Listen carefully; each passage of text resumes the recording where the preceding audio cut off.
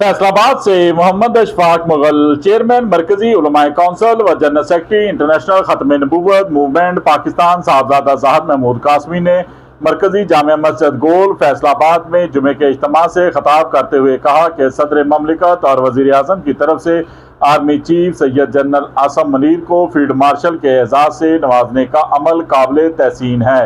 Operation बनियानुल मरसूस से पूरी कौम खुशी से सरशार है।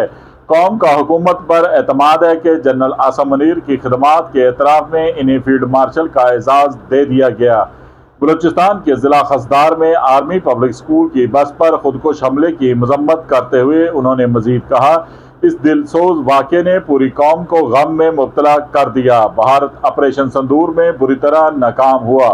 अपनी नाकामी को छुपाने के लिए भारतीय फंडेड दहशतगर्दों को मुख्तलिफ इलाकों में कार्रवाइयों का हुक्म दे रहे हैं।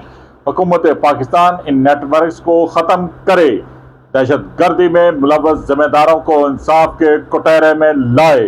हुकूमत भारतीय प्रोपेगेंडे का मुस्बत जवाब देते हुए मजबूत वफद तश्कील दे, जो मुख्तलिफ ममालिक में पाकिस्तान के बयानिए से मुतल्लक अक़वाम आलम को कायल करके हमनवा बनाए। भारत का झूठा बेबुनियाद बयानिया दुनिया के सामने वाज़िया किया जाए। हुकूमत पाकिस्तान दहशतगर्दों को कैफरे करदार तक पहुँचाए। बलूचिस्तान और खैबर पख्तूनख्वा में भारत की पुश्तपनाही में चलने वाले ग्रोहों का खात्मा किया जाए। मासूम शहरियों को कातलों को अंजाम तक पहुँचाया जाए। पाकिस्तान में दहशतगर्दों को भारत की पुश्तपनाही हासिल है।